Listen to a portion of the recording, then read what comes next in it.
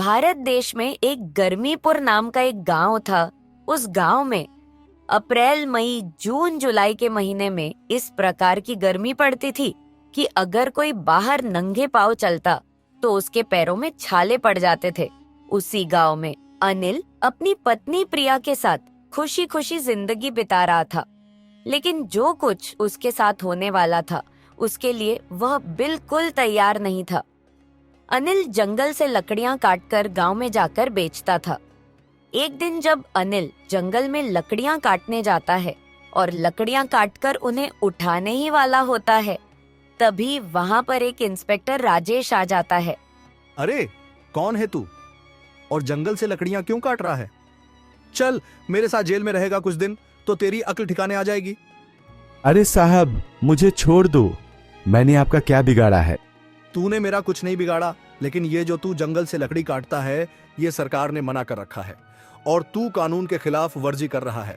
तुझे तो सारी जिंदगी जेल में सड़ना पड़ेगा। साहब, मुझे नहीं पता था कि यहाँ से लकड़ियां काटने पर पाबंदी है। अगर मुझे पता होता तो मैं कभी यहाँ से लकड़ियां नहीं काटता। मुझे एक बार माफ कर दो साहब। आइंदा अगर मैं यहाँ कहीं नजर भी आ गया तो फिर मुझे पकड़ लेना। इस बार तुझे मैं माफ कर रहा हूं, लेकिन अगर अगली बार तू मुझे यहाँ दिखा तो मैं तुझे पकड़ूंगा नहीं, सीधा गोली मार दूंगा। इसके बाद अनिल उदास मन से घर की ओर चल पड़ता है। जैसे ही अनिल घर पहुंचता है, उसकी पत्नी प्रिया उसे कहती है, ए जी, क्या हो गया? आप आज इतनी जल्दी आ गए? लकड़ियां नहीं बेचने गए क्या? क्या बताओ प्रिया, एक पुलिस वाले ने मुझे धर लिया था। थोड़ा सनक्की टाइप का था। बोला कि सरकार ने पेड़ कटाने पर पाबंदी लगा दी है। ए जी, जो होना था हो गया। अब आप उदास क्यों होते हो? अरे प्रिया, उदास न हो तो क्या करूं?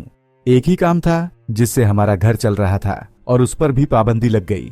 अब हम क्या करेंगे? अपना घर कैसे चलाएंगे? ए जी, अभी के लिए तो हमारे पास कुछ पैसे हैं, तब तक आप कोई और काम ढूंढ लेना। हाँ, तुम ठीक कहती हो। और दूसरा कोई चारा भी तो नहीं है। इस बार तो गर्मी ने पहले ही दस्तक दे दी है। अभी तो गर्मी शुरू भी नहीं हुई और पसीने से सारा शरीर तरबतर हो गया है। हाँ प्रिया, इस बार गर्मी जल्दी आ गई है, लेकिन हमें कुछ करना होगा, नहीं तो यह गर्मी हमें बर्बाद कर देगी। अगली सुबह हो जाती है और अनिल काम ढूंढने के लिए निकल पड़ता है। सारा दिन वह इधर उधर भटकता रहता है, लेकिन उसे कोई भी काम नहीं मिलता। शाम को अनिल घर लौट आता है। ए जी, क्या हुआ? कोई काम मिला क्या?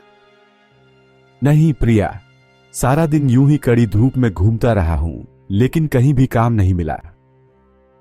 कोई बात नहीं जी, आराम कीजिए। आप कल फिर से जाकर काम तलाश करना, शायद कोई काम मिल जाए।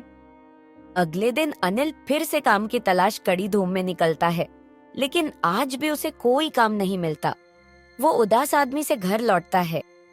ए जी, आज कोई काम मिला क्या? नहीं प्रिया, आज भी कोई काम नहीं मिला। यूं लगता है कि इस गांव वालों को काम की जरूरत ही नहीं है। सभी गांववासी गर्मी से परेशान है और अपने अपने घरों में बंद है। मैं कल से किसी दूसरे गांव में जाकर काम तलाश करूंगा। आप रहने दो जी, दूसरे गांव में जाना खतरे से खाली नहीं होगा। गर्मी का मौसम है और गर्मी भी बढ़ रही है। तो फिर तुम ही बताओ प्रिया कि क्या करूं? यूं ही हाथ पर हाथ धरे तो नहीं बैठ सकता मैं। ए जी, हमने जो मुर्गियां रखी हुई हैं, अब तो वे अंडे देने लगी हैं। आप ऐसा करो, उनके अंडों को उबालकर गांव में बेचने चले जाया करो। गर्मी का मौसम है और गर्मी भी बढ़ रही है, अंडे खूब बिकेंगे। प्रिया, इस गर्मी में तो बाहर निकलना भी मुश्किल हो गया है, लेकिन क्या करें, काम तो करना ही पड़ेगा। हाँ जी, गर्मी ने तो इस बार पहले ही दस्तक दे दी है, लेकिन हमें कुछ न कुछ करना ही होगा। अगले दिन प्रिया मुर्गियों के अंडे उबालकर अनिल को देती है। इसके बाद अनिल अंडे लेकर गांव में बेचने के लिए निकल जाता है। देखते ही देखते अनिल के सारे अंडे बिक जाते हैं। अनिल खुशी खुशी घर लौट आता है। अब प्रिया रोजाना उसे अंडे उबाल कर देती है और वह गांव में जाकर उन्हें बेच आता है। अनिल के दिन काफी अच्छे हो गए थे, लेकिन एक दिन फिर वही हुआ जिसके बारे में अनिल ने कभी सोचा भी नहीं था। हुआ कुछ यूं कि जब प्रिया मुर्गियों के पास से अंडे उठाने गई तो उसने देखा कि उनकी सारी मुर्गियां मरी पड़ी हैं। यह देखकर प्रिया चौंक जाती है। हे ऊपर वाले, यह क्या हो गया? एक ही हमारा कमाई का जरिया था, वह भी चला गया। अब हम क्या करेंगे? जी सुनते हो, जल्दी से इधर आओ। अरे ये सारी मुर्गियों को एकदम क्या हो गया? सारी की सारी मर गई। लगता है कि यह सारी मुर्गियां गर्मी की वजह से मर गई। हमें इनका ध्यान रखना चाहिए था। अनिल, तुम ठीक कहते हो, मुझे भी ऐसा ही लगता है। जो होना था वह तो हो गया। जी अब आगे की सोचो कि आगे क्या करेंगे। गर्मी भी बढ़ रही है, हमारे पास तो पंखा भी नहीं है। पिछले साल वाला पंखा खराब हो चुका है। मैं आज जाकर नया पंखा ले आऊंगा। ए जी, बात पंखे की नहीं है, बात पैसों की है। हमारे पास जो पैसे हैं उनसे तो सिर्फ पंखा ही आएगा, लेकिन पंखे को हम खा तो नहीं सकते। हमें अपने आगे के किसी काम का भी कुछ सोचना होगा। मैं तो कहती हूँ कि आप उनमें से आधे पैसों से जाकर और मुर्गियां ले आओ। हम इस बार मुर्गियों का अच्छे से ध्यान रखेंगे। ठीक है प्रिया, मैं इन पैसों से आधी रकम की मुर्गियां ले आता हूं ताकि हमें भूखे तो ना मरना पड़े। इसके बाद अनिल बाजार जाता है और कुछ अंडे देने वाली मुर्गियां खरीद लाता है। प्रिया, मुर्गियां तो मैं ले आया हूं, लेकिन मेरे दिमाग में एक ख्याल आया है। देखो, हमारे पास जो पैसे बचे हैं उनसे मैं बाजार से कुछ कपड़े और जंगल से एक लकड़ियां लेते आता हूं। तुम उससे एक हाथ पंखा बना देना। आप ठीक कह रहे हो जी। तो फिर देर ना करो, जल्दी जाकर बाजार से कपड़े और एक डंडी लेकर आओ। इसके बाद अनिल बाजार जाता है। अनिल बाजार से कपड़ा ले लेता है और फिर जंगल की तरफ लकड़ी लेने जाता है। तब भी वहाँ राजेश इंस्पेक्टर आ जाता है। मैंने बोला था ना कि तुम जंगल से लकड़ियां नहीं काट सकते। तुम्हें एक बार में बात समझ नहीं आती। अरे नहीं इंस्पेक्टर साहब, मैं यहाँ लकड़ी नहीं काटने आया हूँ। आप खुद देख लीजिए, मेरे पास कोई कुल्हाड़ी भी नहीं है। मैं तो सिर्फ हाथ पंखा बनाने के लिए सूखी लकड़ी लेने आया हूँ। अच्छा फिर ठीक है, तुम जितनी चाहो उतनी सूखी लकड़ियां ले जा सकते हो। अनिल सूखी लकड़ी और कपड़े लेकर घर पहुंचता है। प्रिया जल्दी से हाथ पंखा बना देती है, जो दिखने में बहुत अच्छा लग रहा था। दोनों बहुत खुश हो जाते हैं कि अब उन्हें भूख और गर्मी से नहीं मरना पड़ेगा। दोनों बहुत खुश थे कि तभी उनके घर पर मोहन आता है, जिसकी उसी गांव में ठंडे पेय और आइसक्रीम की दुकान थी। आओ आओ मोहन भाई, बड़े दिनों बाद हमारी याद आई आपको। अरे अनिल भैया, क्या बताऊं, समय ही नहीं मिलता कहीं निकलने का। मैं तो इसलिए आया था क्योंकि मैंने सुना है कि तुम मुर्गियों के अंडे बेचते हो। मेरी ठंडे पेय और आइसक्रीम की दुकान पर बहुत ग्राहक आते हैं, तो मैं सोच रहा हूं कि तुम अपने अंडे मुझे दे दिया करो और मैं उन्हें अपनी दुकान पर बेच दिया करूंगा। ठीक है मोहन भाई, मुझे तो पैसों से मतलब है। वे दोनों बातें कर ही रहे होते हैं कि मोहन की नजर वहाँ रखे हाथ पंखे पर पड़ती है। अरे वाह अनिल, बहुत शानदार हाथ पंखा है। कितने में बाजार से लिया? अरे नहीं मोहन, बाजार से नहीं लिया। यह तो तेरी भाभी ने खुद ही बनाया है। मैंने बस सामान लाकर दे दिया था। अरे वाह भाभी, आप तो बड़ी कलाकार निकली। मैं क्या सोच रहा हूं कि तुम यही काम शुरू कर दो भाभी। हाथ पंखे बनाती रहो और तुम उन्हें बेच दिया करना। लो, एक और सुनो। जहर खाने के पैसे नहीं हैं और हाथ पंखे का कारोबार शुरू करवा रहे हो। अरे अनिल, तू पैसों की चिंता क्यों करता है? तूने मेरी इतनी बार मदद की है, क्या मैं तेरी मदद नहीं कर सकता? मैं तुझे पैसे दूंगा, उनसे अपना कारोबार शुरू कर ले और जब तेरे पास हो तो मुझे लौटा देना। ठीक है मोहन भाई, ऐसा ही कर लेते हैं। अब मोहन अनिल को कुछ पैसे देकर वहाँ से चला जाता है। अनिल उन पैसों से हाथ पंखा बनाने के लिए कपड़ा और दूसरा सामान ले आता है और अपनी पत्नी के साथ मिलकर 10 हाथ पंखे बनाता है। हाथ पंखे तो बन गए हैं, अब मैं इन्हें लेकर बाजार में जाकर बेच आता हूँ। अनिल बाजार में उन सारे हाथ पंखों को थोड़े ही समय में बेच देता है और फिर और सामान लेकर घर लौट आता है। अब वह और भी ज्यादा हाथ पंखे बनाता है और उन्हें बाजार में बेचता है थोड़े ही दिनों में उसका काम अच्छा चलने लगता है। अब वह मोहन के पैसे भी लौटा देता है।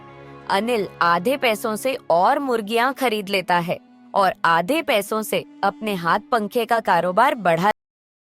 एक समय की बात है, दिल्ली नाम के एक गांव में मनोहर नाम का एक खिलौने वाला रहता था। वह पूरे गांव में घूम घूम कर खिलौने बेचता था। ले लो खिलौने ले लो, मेरे पास नए खिलौने आए हैं, जल्दी ले लो। ले लो खिलौने ले लो, मेरे पास नए खिलौने आए हैं, जल्दी ले लो।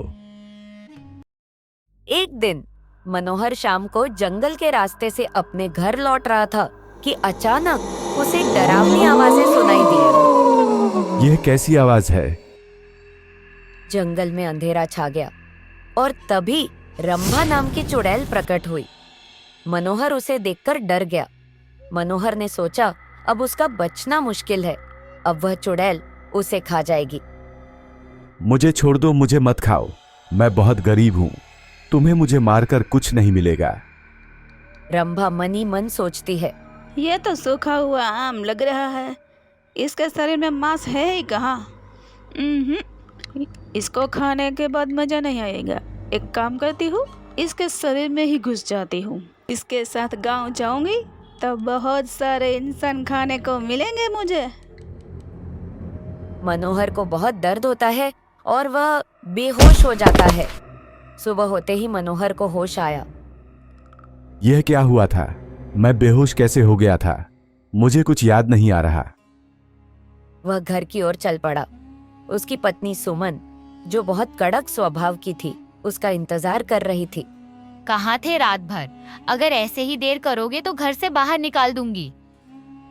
सुमन, मुझे कुछ याद नहीं। आज जब सुबह मेरी नींद खुली तो मैं जंगल में पड़ा हुआ था। वो तो सौभाग्य मानूं किसी जानवर ने मुझे खाया नहीं। ये झूठी कहानियाँ किसी और को सुनाना। और रही बात जंगली जानवरों की, तो वे तुम जैसे बेवकूफ को थोड़े खाएंगे। अब चलो खाना खा लो, रात से कुछ खाया नहीं है तुमने। हाँ, जल्दी से खिला दो, फिर मुझे खिलौने बेचने भी जाना है। मनोहर खाना खाने बैठता है। जैसे ही वह एक निवाला खाता है, रंभा सोचती है, ये खाना खाऊंगी अब मैं, मुझे मांस खाना है। मनोहर खाना छोड़कर खिलौने बेचने निकल जाता है। खिलौने ले लो खिलौने, सस्ते सस्ते खिलौने। खिलौने ले लो खिलौने, सस्ते सस्ते खिलौने। मनोहर खिलौने बेच रहा होता है, तभी वहाँ सागर आ जाता है। सागर को देखकर अंदर से रंभा खुश हो जाती है।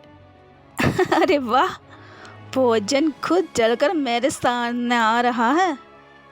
बड़े दिन बाद आए इस तरफ, मुझे एक शेर का खिलौना दे दो। मेरा बेटा बहुत दिनों से शेर वाले खिलौने के लिए रो रहा है। अरे, शेर वाला खिलौना तो मैं दुकान पर ही भूल गया, शाम को आकर ले लेना। शाम को सागर दुकान पर पहुंचता है, लेकिन वहाँ अंधेरा छाया हुआ था। मनोहर, इतना अंधेरा क्यों है? लाइट जला दो। जैसे ही मनोहर लाइट जलाता है, तो लाइट जलते ही सागर देखता है कि मनोहर जमीन पर पड़ा हुआ है और उसके सामने चुड़ैल खड़ी है। तुम कौन हो और मनोहर की दुकान में क्या कर रही हो? अब मैं इस दुकान की मालकिन हूँ। तू मुझे अच्छा लगा, अब मैं तुझे ही मारकर खा जाऊंगी। रंभा सागर को मार देती है और उसका मांस खाने लगती है। अरे वाह, आज तो ताजा ताजा मांस खाकर मजा ही आ गया। फिर वह मनोहर के शरीर में घुस जाती है और मनोहर अपने घर चला जाता है। अगले दिन गांव वाले सागर के शव को ढूंढने लगते हैं। थोड़ी देर बाद उसकी कटी फटी लाश मिलती है। अरे भगवान, ये क्या हो गया? मेरे दोस्त को ऐसा लग रहा है किसी दैत्य ने उसे मार डाला है। सुमन वहाँ खड़ी थी, लेकिन कुछ नहीं बोली और चुपचाप घर लौट गई। इधर मनोहर फिर शिकार की तलाश में खिलौने लेकर गांव में घूमने लगता है। खिलौने वाला आया रे, खिलौने लेके आया रे, खिलौने वाला आया रे, खिलौने लेके आया रे। तभी चिराग नाम का एक बच्चा उसके पास आता है। अंकल, मुझे एक खिलौना दो ना। शाम को मेरी दुकान पर आना, वहां से ले लेना। शाम को चिराग दुकान पर पहुंचता है। अंकल, मैं खिलौना लेने आया हूँ। आपने सुबह मुझे दुकान पर बुलाया था। जिस तरह से रंभा ने सागर को मारा था, उसी तरह से वह उस बच्चे को भी मारकर खा जाती है। अरे वाह, आज तो ताजा ताजा मांस खाकर मजा ही आ गया। अगली सुबह गांव वाले फिर से इकट्ठा होते हैं। ये हमारे गांव में क्या हो रहा है? आज फिर एक बच्चे की लाश मिली है। तभी वहाँ सुमन आती है और रोते हुए बोलती है, मुझे पता है यह सब कौन कर रहा है। भाभी, बताइए कौन है जो ये सब कर रहा है? बलराम भैया, यह सब मेरे पति कर रहे हैं। कोई बुरी आत्मा उन पर सवार है। उनका व्यवहार कुछ दिनों से ठीक नहीं लग रहा था, और कल जब मैंने उनके कपड़ों पर खून देखा तो मैं समझ गई कि यह सब किसी चुड़ैल का काम है। मैं अभी उस चुड़ैल को सबक सिखाकर आता हूँ। बलराम बहुत जोश में गया है। उस चुड़ैल को सबक सिखाने मुझे नहीं लगता वह कुछ कर पाएगा। मैं एक और दोस्त को नहीं खोना चाहता। मुझे ही कुछ करना होगा। रात होते ही मनोहर फिर शिकार की तलाश में दुकान पर बैठ जाता है। तभी बलराम उसके पास पहुंचता है और बोलता है, अरे ओ चुड़ैल, अगर तुझ में हिम्मत है तो मेरे दोस्त के शरीर से बाहर निकलकर दिखा और मेरा सामना कर। रंभा मनोहर का शरीर छोड़कर बाहर आती है। अरे वाह, भोजन तो मेरे पास खुद चलकर आ रहा है। तभी साहिल एक साधु के साथ वहां पहुंच जाता है।